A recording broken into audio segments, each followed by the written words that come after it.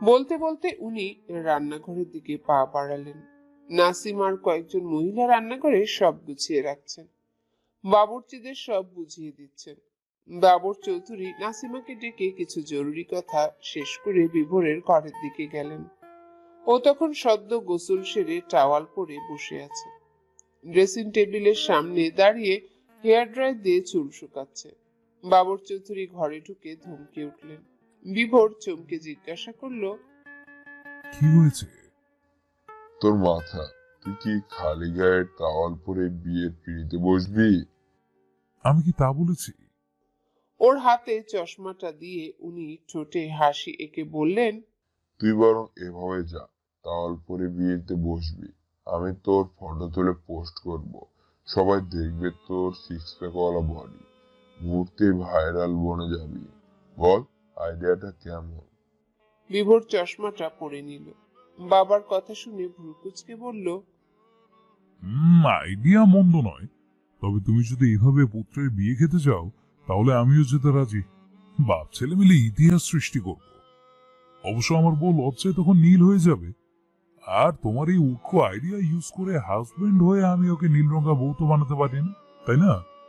ছেলের বেয়াদবিতে কিছুক্ষণের জন্য বাক্যহারা হলেন বাবর চৌধুরী।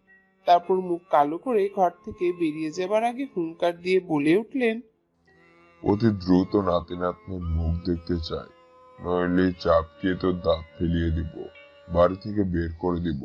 অবশ্য এসব আমার মেয়ের দোষ থাকবে না, আমি জানি, তাই কখনো ওর উপর কোনো দোষ চাপাবি না। যা গরু, এবার রেডি হয়ে নে। বিভোর ঘোলাটে দৃষ্টিতে বাবার দিকে তাকিয়ে থাকলো। ওর বুকের ভেতর কেমন চিনচিনে ব্যথা আরম্ভ হয়েছে। সারা বাড়িতে হইচই, নাদিরা ইভা এদিক ওদিক ছোটাছুটি করছে, সবাই ব্যস্ত। রুহিকে সাজিয়ে দিয়ে পার্লারের মেয়েরা ওর কয়েকটা শুট নিল। আত্মীয় স্বজনরা বিভিন্ন কথাবার্তা বলে হাসাহাসি করছে। লজ্জায় মাঝে মধ্যে রুহি নুইয়ে যাচ্ছে। অফ হোয়াইট রঙের শাড়ি, সোনার গহনার ব্রাইডাল সাজে ওকে খুবই সুন্দর দেখাচ্ছে। একসময় বর এলো। রুহি সাথে মিল রেখে বিভোরের পরনেও অফ হোয়াইট শেরওয়ানি, চোখে মাঝারি পাওয়ারের চশমা। পেছনে বাবর চৌধুরী আর নাসিমাকেও দেখা যাচ্ছে। বরযাত্রীদের মাঝে রতনকেও দেখা যাচ্ছে, খুবই পরিচ্ছন্ন পোশাকর, নীল রঙের সানগ্লাস চোখে। রুহিকে ইভা আর কয়েকটা মেয়ে নিয়ে এলো। বিভোর ও রক্তজবার দিকে হাঁ করে তাকিয়ে আছে। এত সুন্দর দেখাচ্ছে কেন রক্তজবাটাকে? রুহিকে ওর পাশে চেয়ারে বসানো হলো। এভাবে তাকিয়ে থাকতে দেখে রুহি লজ্জা পেয়ে গেল। তার ডাক্তারবাবুকে রাজপুত্র চেয়ে কম কিছু লাগছে না। লোকটা এত ফর্সা কেন? আর বিয়ের দিন অন্তত চশমাটা না পড়াই ভালো ছিল। অবশ্য এতেই ওকে দারুণ লাগছে। চারিদিক থেকে হাততালি আর ফটোশুটের শব্দ কানে আসছে। বিভোরের ধ্যান কাটতেই সবার আগে জিজ্ঞাসা করলো, খেয়েছো? রুহি এই সময় এই কথা বলায় অবাক হয়ে গেল। বলল, না, না মানে? খাইনি। বিভোর রাগী গলায় বলল, না খাইয়ে পাঠিয়ে দিলে? ওরা জানে না তুমি অসুস্থ? উফ, এখন কি খাবার সময় নাকি? অদ্ভুত তো। রুহি মুখ ফুলিয়ে বসে রইল। খাবারের কথা শুনতে ওর প্রচন্ড বিরক্ত লাগছে। বিয়ের সময় কি কেউ এই কথা বলে? আর শ্বশুর বাড়িতে নিয়ে গেলে না জানি এই চাশমিশ ডাক্তার ওকে খাইয়ে খাইয়ে মেরেই ফেলবে। বাবর চৌধুরী আর নাসিমা রুহির কাছে এলেন।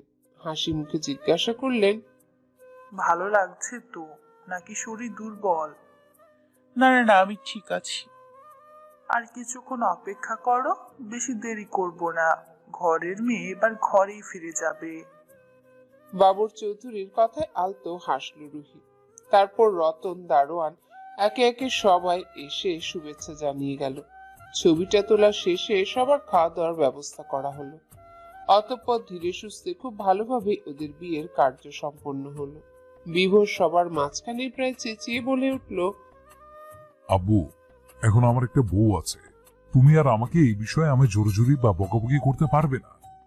ওর কথায় উপস্থিত সবাই হেসে ফেলল।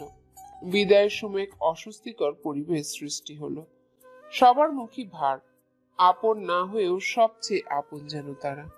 রুহিকে নানান উপদেশ দিল নাদিরা, কিভাবে চলতে হবে, নিজের খেয়াল রাখা, সবকিছু। রুহি কেঁদে ফেলল। বিভোর থতমত খেয়ে বলল, কাঁদার কি আছে? বাবর চৌধুরীর চোখেও পানি। ছেলেকে ধমকে বললেন, তুই কি মেয়ে? তুই হলে গরু। তুই মেয়ে আর মায়ের কষ্ট বুঝিস না। তুই চুপ থাক। বিভোর মুখ কালো করে বলল, তুমি নিজে কি বোঝো? একদম চুপ। সিরিয়াস মোমেন্টে আমার মেজাজ খারাপ করবি না। এখন রেখে যা, বলে দিলাম। তারপর সবাই চুপ হয়ে গেল। এবার গাড়িতে ওঠার পালা। রুহি একবার তার প্রিয় মানুষগুলো আর বাড়িটার দিকে তাকালো।